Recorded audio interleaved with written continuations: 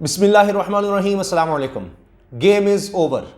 मरीम नवाज साहिबा ने खुद ऐलान कर दिया, जलसे में सबके सामने ऐलान कर दिया और लिखी हुई तकरीर के तहत ऐलान किया। वो सोच समझ कर बात कर रही थी, बहुत दफ़ा उन्होंने तकरीर पढ़ी होगी, रिहर्सल की होगी और उसके बाद ही उन्होंने ये बात की और वाज़ेह तौर पर उन्होंने बता दिया है कि अब वो मज़ीद हुकूमत में नहीं रहना चाहती। लेकिन अजीब बात यह है कि उन्होंने एक दफ़ा फिर अपने चचा को एम्बैरस किया है कि इससे पहले कि वज़ीर आज़म शहबाज शरीफ यानी मरीम नवाज साहिबा के चचा ये ऐलान करते, कहा जा रहा था कि हाइप क्रिएट की जा रही थी उनके करीबी सहाफ़ियों की तरफ से कि जी शहबाज शरीफ साहब कौम से खिताब करेंगे। अब उनके खिताब से पहले ही उन्होंने इस तरह से उनको एम्बैरस कर दिया और बता दिया, ऐलान कर दिया कि जनाब असल ताकत तो मेरे पास है या नवाज शरीफ के पास है। और उन्होंने कह दिया कि जी नवाज शरीफ ये तकरीर सुन रहे हैं मेरी, ये आपका जलसा देख रहे हैं। और वहाँ पर जाकर उन्होंने ऐलान कर दिया कि जी ये हुकूमत तो अब चल नहीं सकती, हमें क्या करना है ऐसी हुकूमत का। और वो सारा मलबा उन्होंने डालने की कोशिश की इमरान खान पर। लेकिन फिर सवाल ये है कि करने क्या आए थे? ये एक डेढ़ महीना जो इन्होंने मुल्क को डुबोया है, ये किस लिए आए थे? क्या इसी मकसद के लिए आए थे? इन सब चीज़ों का इनको पता था। अब उसका मरीम साहिबा क्या जवाब देती हैं? बहुत ज़्यादा गुस्से में नज़र आ रही थी, कपकपा रही थी और यानी बिल्कुल जिस तरह चीखना होता है उस अंदाज में वो तकरीर कर रही थी, बहुत ज़्यादा गुस्से में थी। और मेरा ख्याल है उन्होंने फिर एक दफ़ा कोशिश तो की कि इमरान खान साहब का नाम कम लूँ, क्योंकि अब हर तरफ ये बात होती है कि मरीम साहबा की तकरीर में और कुछ भी नहीं होता सिवाय इमरान खान इमरान खान इमरान खान इमरान खान इमरान खान इमरान खान। उनका तकरीबन हर जुमला इमरान खान से अगर शुरू नहीं होता तो इमरान खान पर ख़त्म ज़रूर होता है। कोशिश उन्होंने की, लेकिन फिर भी उन्होंने मेरा ख्याल है कि रिकॉर्ड तोड़ दिया होगा इमरान खान नाम लेने का। अब आप देखिए कि नज़र आ रहा था कि ये हुकूमत जो करने आई थी, अपने आप को NRO देने आई थी, वो भी नहीं दे सकी क्योंकि सुप्रीम कोर्ट बीच में आ गए। लेकिन अब बात यह है कि क्या ये लोग मुल्क से भाग सकेंगे? मरीम साहिबा पासपोर्ट लेना चाहती थी, वो भी तक नहीं मिला। बाकी तो चलें इसहाक डार और नवाज शरीफ को पासपोर्ट मिल गया था, वो तो अब कहाँ वापस आएंगे। लेकिन जो लोग यहाँ हैं, अब ये हुकूमत से निकलने के बाद कितनी तेज़ी से भागेंगे। सुप्रीम कोर्ट ने ECL के हवाले से लिस्ट भी मंगवा ली है, तो क्या सुप्रीम कोर्ट कहेगी कि वापस इनके नाम डाले जाएं इससे पहले कि ये सब लोग भाग जाएं? और इनके केसेस जो हैं अब देखा जाएगा किस तरह इन्होंने ख़त्म करवाया, वो भी सुप्रीम कोर्ट के पास है। तो जो ही सुप्रीम कोर्ट ने नोटिस लिया, NRO के रास्ते में सुप्रीम कोर्ट आ गई, तो फौरी तौर पर इन्होंने हुकूमत से निकलने का ऐलान कर दिया। मरीम साहबा ने लिखी हुई तकरीर, मैं इस पर इसलिए जोर दे रहा हूं कि इसका मतलब ये नहीं है कि उन्होंने जज्बात में कोई बात कह दी या गुस्से में कोई बात कह दी। वो लिख कर तकरीर लाई थी, बार बार एक एक जुमला नीचे से देखती थी और फिर आगे उस जुमले को पढ़ने के बाद आगे बताती थी। तो उन्होंने कहा कि शहबाज शरीफ नवाज शरीफ हुकूमत छोड़ देगा। अब अजीब बात यह है कि वो बार बार नवाज शरीफ का नाम लेती थी कि नवाज शरीफ, शहबाज शरीफ की कोई औकात कोई हैसियत नहीं है। नवाज शरीफ हुकूमत छोड़ देगा लेकिन महंगाई नहीं करेगा, 1 रुपए का पेट्रोल में इजाफा नहीं करेगा, हुकूमत छोड़ देगा। फिर कहती हैं कि आसान था, इमरान खान की तरह हम भी झुक जाते, हम भी IMF की बातें मान लेते, हमारे लिए आसान था कि हम स्टेट बैंक को गुलामी में दे देते, स्टेट बैंक की आज़ादी ख़त्म कर देते, हमारे लिए आसान था, हम ये सब कुछ कर देते, हम महंगाई कर देते, हमारे लिए आसान था, लेकिन हमने ऐसा नहीं किया।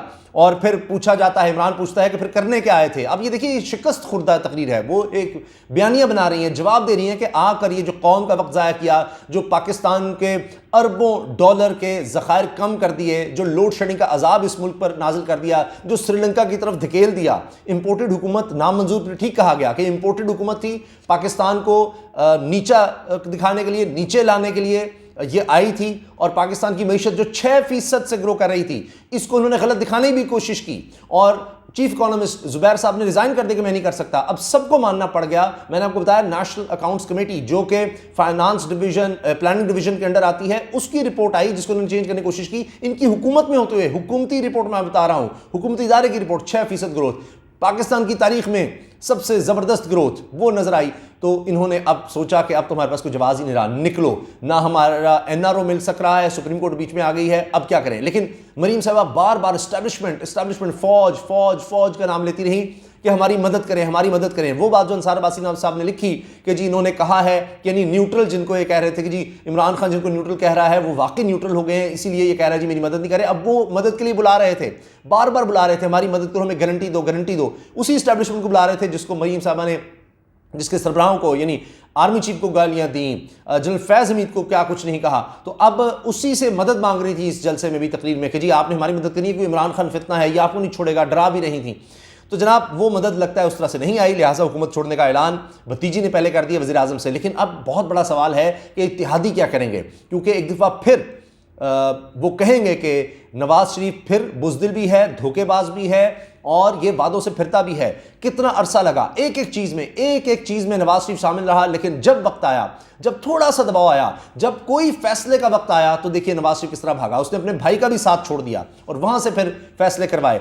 हत्ता कि आप देखिए इसहाक डार साहब के ट्विटर हैंडल पर जाएं, इसहाक डार ने औसाफ का, रोजनामा औसाफ का एक पेज वो उस पर यानी ट्विटर पर शेयर किया है, खुद इसहाक डार ने अपने ऑथेंटिकेटेड अकाउंट से, कि जिसमें लिखा हुआ है जी इसहाक डार को क्यों नहीं वजीर खजाना बनाया गया। यानी ये अपनी फैमिली के अंदर लड़ाई थी जो सामने आई। इसहाक डार साहब कह रहे हैं जी मुझे क्यों नहीं वजीर खजाना बनाया गया, मिफ्ता इस्माइल की औकात क्या है, और वो कोई फैसले नहीं, वो IMF की तरफ जा रहा था, वो गलत कर रहा था, ये है वो है। मरियम साहबा को क्यों नहीं रोल दिया गया, मरियम साहबा को क्यों नहीं आगे लाया गया, वो जो यानी फौज के खिलाफ वो बयानियां बना रही थी वही चलता रहता। परवेज रशीद जो है वो दरवेश सिफ्त आदमी, फौज के खिलाफ बोलता रहता या वो कुछ करता रहता, वो बेहतर था। तो इसहाक डार साहब बाहर बैठे थे, वो आ नहीं सके उस तरह से, वो केसेस नहीं खत्म हो सके, वो NRO नहीं मिल सका, और जनाब ये मरीम साहब ने एक धड़न तख्ता खुद हुकूमत का कर दिया है। मेरी नज़र में शहबाज शरीफ को गिराने में सबसे बड़ा हाथ मरीम नवाज साहिबा का है, बिल्कुल उस तरह से जिस तरह कहते थे कि जी नवाज शरीफ की हुकूमत जाने में सबसे बड़ा हाथ मरीम नवाज का था। अब आप देखिए,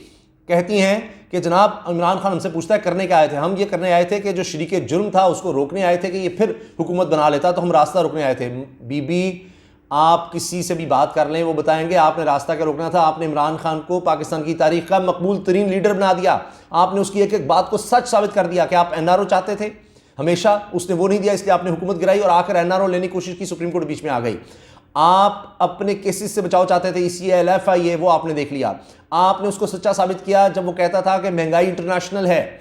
आपने फिर आकर कहा कि ओहो हो इसने पेट्रोल सस्ता करके जुल्म किया, ये सब्सिडी दे रहा था, ये बोझ बर्दाश्त कर रहा था, ये गलत कर रहा था। आपने साबित किया कि उसने बड़ी मुश्किल से ये फैसले लिए थे और वो जितनी कोशिश कर सकता था, जो कुछ मुमकिन था उससे भी बढ़कर जाकर उसने कौम को महंगाई से बचाने की कोशिश की। फिर आपने साबित किया कि आप प्रेशर बर्दाश्त नहीं कर सकते। आपने साबित किया अगर वबा के दौर में आपकी हुकूमत होती है आप बर्बाद कर देते मुल्क को। आप तो सिर्फ ये फैसले नहीं ले सके, 6% ग्रोथ होने के बावजूद आप फैसले नहीं ले सके। आप 1 मई को आपने कहा लोड शेडिंग खात्मा कर देंगे, आपने बदतरीन तारीख की लोड शेडिंग करवा दी। आपने सबसे महंगी पेट्रोलियम मसनूआत बाहर से खरीदी।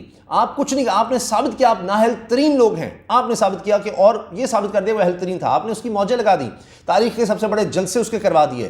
तो लॉन्ग मार्च से पहले ही आपने देखा, आप कहते रहे फौज से कि जी इसको रोको, इसको पकड़ो, आप वहां पर उसके जानिसार पहुंच गए। तो फौज चुके उसने कहा जी हमें आप ये ना कहें, आपने फैसला करना है, जो करना है, जिस तरह हुकूमत चलानी है, जो फैसले लेने आपने हम बीच में ना। लेकिन कहते थे नहीं जी इमरान खान को रोके, पता नहीं इमरान खान के साथ वो क्या कर दे। इमरान खान कहते रहे कि मेरी जान को खतरा है, और वो सब चीज़ें नजर आ रही थी आपको।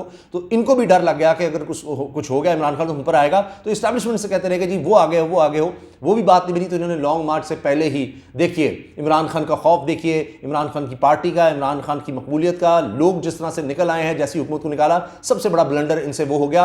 और ये इस चीज़ से छुप नहीं सकते। मैं आपको बता रहा हूँ, खुर्रम हुसैन साहब सीनियर जर्नलिस्ट हैं, उन्होंने बताया कि मैंने शहबाज शरीफ से पूछा था आपको पता है ना आप किस वक्त में हुकूमत पे आ रहे हैं, सब्सिडी पेट्रोल की ये सारा कुछ। उनका जी बिल्कुल हम आती सब ठीक कर लेंगे। IMF का अभी इन्होंने हुकूमत आई ही थी तो कहा था जी IMF की हम सब शराइत मानेंगे, सब कुछ करेंगे। मिफ्ता इस्माइल वज़ीर ख़जाना के बार बार बयानात हैं, मुसलसल बयानात हैं। लेकिन अब देखिए कि किस तरह से ये दोबारा झूठ बोल रहे हैं, क्योंकि काम ही है कि लंदन तो क्या पाकिस्तान में कोई जायदाद नहीं है। तो जनाब फिर कहती हैं कि नवाज शरीफ हुकूमत छोड़ता है तो 2 तिहाई अक्सरियत दोगे, लोगों से अब कह रही 2 तिहाई अक्सरियत दोगे, क्या हमें हुकूमत में रहना चाहिए। मैं आपसे सवाल पूछती हूँ, भाई आप फैसला कर चुके हैं, साफ बता रही हैं, एक नालायक को हम पर मुसल्लत कर दिया गया है। अब ये बार बार क्यों इस तरह की बात करती हैं, लोगों का ध्यान शहबाज शरीफ की तरफ चला जाता है, क्योंकि अब तो वो हुकूमत में है, बस अब तो ख़त्म हो गई कहानी। अच्छा, साफ़ियों ने, जो इनके करीबी साफ़ी हैं, उन्होंने पहले ये बनाना शुरू कर दिया था मामला। मैं देख रहा था बहुत से सीनियर साफ़ी, में नाम नहीं लूँगा, कि जी हुकूमत छोड़ देनी चाहिए, ये हो गया वो हो गया, बस देखिए इनको तो काम नहीं करने दिया जा रहा, ये कर दिया है वो कर दिया है। और फिर कहा गया कि जनाब ख़त्म हो गई कहानी, ये सब कहा गया। अच्छा, फिर कहती हैं जिसने इमरान खान को दूध पिलाया इसने उसी सांप को डस लिया। इमरान यानी इतनी वो थी, ज़ाहिर है हुकूमत जाने का भी उनको था कि ये क्या हो गया है, वो NRO भी नहीं मिल सका, तो गुस्सा था कि इमरान खान की पॉपुलैरिटी, ये सब कुछ पूरा जोर लगा के, पंजाब हुकूमत का जोर लगा के इन्होंने ये सरगोदा में जलसा किया। और यकीन करें इमरान खान साहब के जलसों से मवाजना भी नहीं हो सकता, यानी 10 गुना कम होते हैं। और इमरान खान के जलसे में बाहर तक लोग होते हैं। ये इन्होंने पता नहीं किस तरह से कैसे कैसे घेर घार के लोग लाते हैं, वो इंथुजियाज्म ही नज़र नहीं आता। बहरहाल एक बहुत बड़ी जमात थी, पंजाब की सबसे बड़ी जमात थी नून लीग, अब वो भी सुकड़ कर देखिए उसका क्या हाल हो गया है उनका। यानी समझे ना कि जो उनके कारकुन हैं वो कितने बददिल होंगे कि यार हम कुछ नहीं कर सके, हमें तो नज़र आ गया, इनकी आपस की लड़ाई भी नज़र आ गई, और वो जो था शहबाज पीड के नून लीग करते हैं, इनमें तो डिसीजन लेने की ताकत ही नहीं है। गवर्नेंस, बैड गवर्नेंस तो दूर की बात है, अच्छी गवर्नेंस होना, बैड गवर्नेंस होना वो तो अलग बात है, गवर्नेंस ही नहीं है, हुकूमत ही ना हो, फैसले ही ना हो, कुछ भी नहीं। तो जनाब ये सारा हुआ है कि लोग कहने लगे शहबाज शरीफ साहब पंजाब, हम तो समझते थे बड़ी स्पीड है, वो तो शायद कौंसिल लेवल के आदमी थे, जब उनको विफाक में मिला तो कुछ भी नहीं कर सके।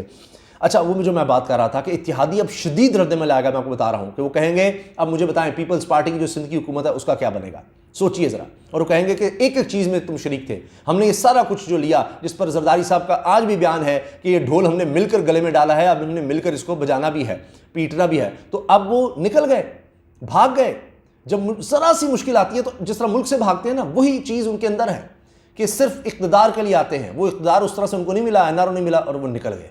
तो अब इत्तेहादियों जो इतनी मेहनत हुई थी, एक एक चीज़ में आप थे, एक एक मुआहदे में थे, तो अब कोई एतबार नहीं करेगा नवाज शरीफ पर। मेरे से आप लिखवा लें, जो भी सियासी जमात अगर थोड़ा सा भी शौर रखती है अब एतबार नहीं करेंगे। बड़ी मुश्किल से जरदारी साहब ने एतबार किया था।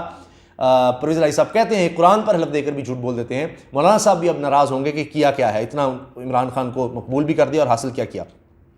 तो मरीम साहबा उल्टा कर गई मुहावरा कि जिसने इमरान खान को दूध पिलाया इसने उसी सांप को डस लिया। तो कहना तो शायद कुछ और चाहती थी कि जी सांप है, इसने उसको डस लिया, दूध पिलाने लगा। तो कहती है इमरान खान को जिसने दूध पिलाया इसने उसी सांप को डस लिया। खैर, फिर चूँकि गुस्से में थी और इस वजह से तो कहती हैं कि जी क्या 4 हफ्ते में हालात ठीक कर सकते थे, ये हो सकते थे 4 हफ्ते में हालात ठीक, ये कुछ हो सकता था, इसने बड़ा बिगाड़ किया। तो ये आपको पता नहीं था फिर क्या करने आए थे?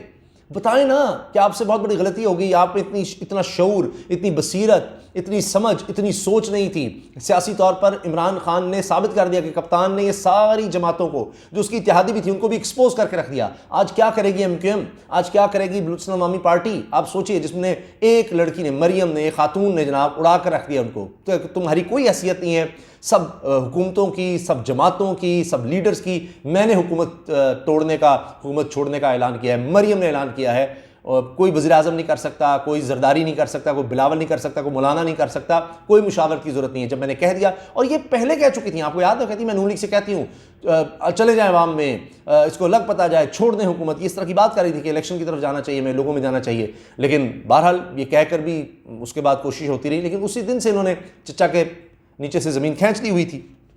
अच्छा, फिर कहती हैं 3.5 साल बाद लोड शेडिंग वापस आ गई।